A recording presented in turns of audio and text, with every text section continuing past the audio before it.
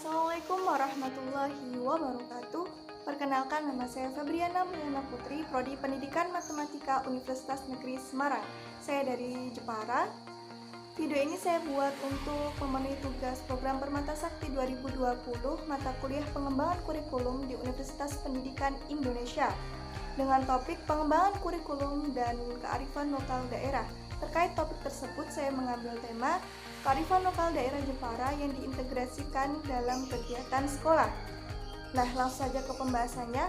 Tapi sebelum ke pembahasan, saya menampilkan video tentang kota Jepara. Selamat menikmati dan menonton.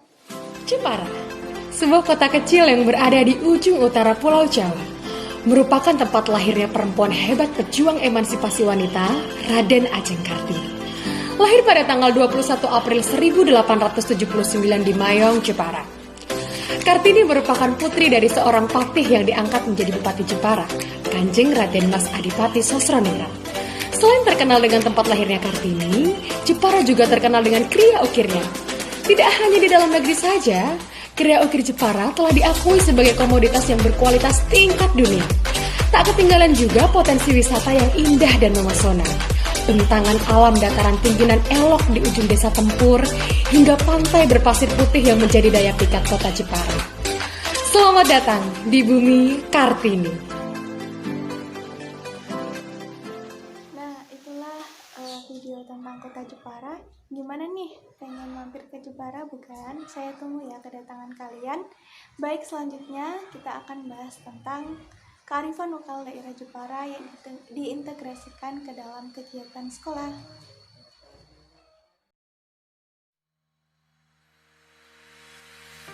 Baik, yang pertama ini ada potensi limbah kerang untuk kerajinan. Nah, Jepara ini terkenal dengan pantai pasir putih yang indah. Banyak sekali pantai yang ada di Jepara. Ada Pantai Kartini, Pantai Bondo, Pantai Empu Rancak, Pantai Bandungan, Pantai Pungkruk, Pulau Karimun Jawa, dan masih banyak pantai lagi yang ada di Jepara. Nah, tentunya banyak sekali kekayaan sumber daya laut yang ada di Jepara. Salah satunya adalah kerang. Nah, hampir setiap hari kita akan menemukan penjual kerang di daerah Jepara gitu, karena banyak sekali kerang yang dihasilkan di daerah Jepara.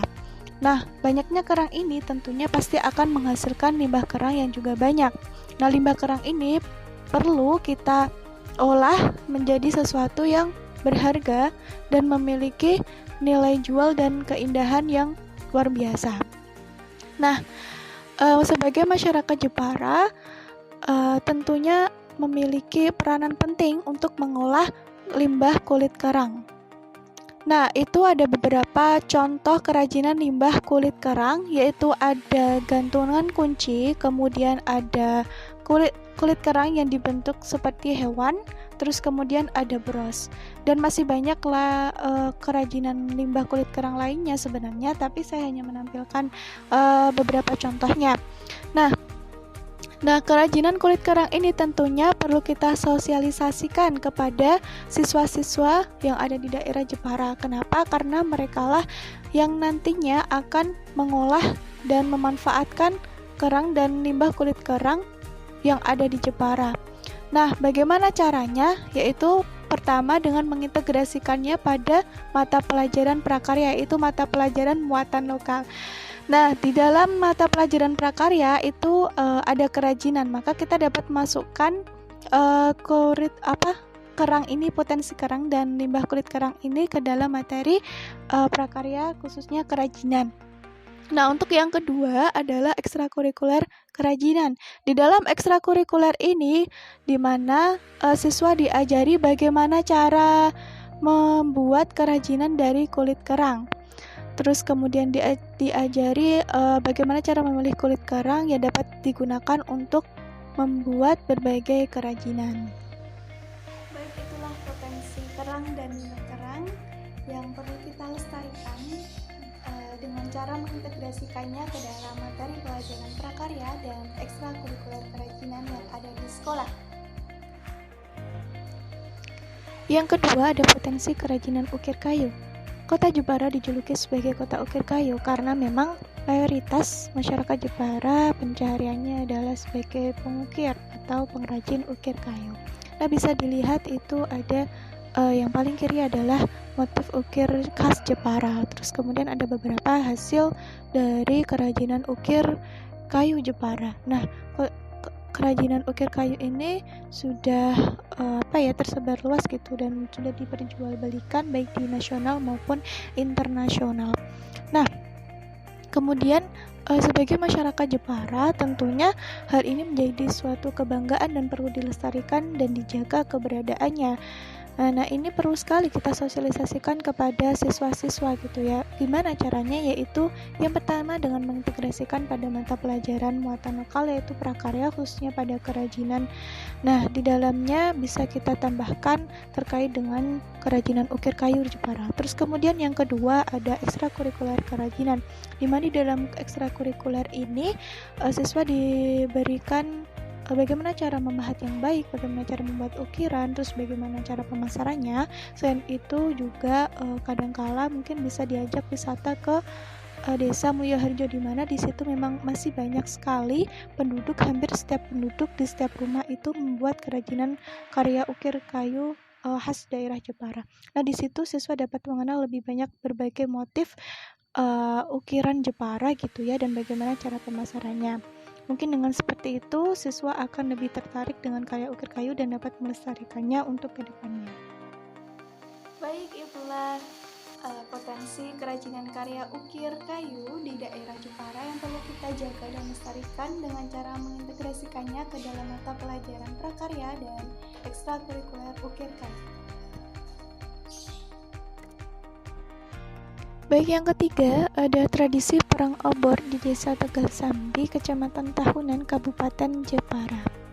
Nah, perang obor ini salah satu tradisi yang diadakan setiap tahun, tepatnya di setiap Senin Pahing malam Selasa Pon di bulan Zulhijjah, yang diadakannya itu dibarengkan dengan sedekah bumi di sedekah bumi Jepara. Nah, ini ada cerita singkat itu mengenai perang obor di Tegal Sambi, Kabupaten Jepara. Nah, bisa dibaca-baca dan bisa dilihat.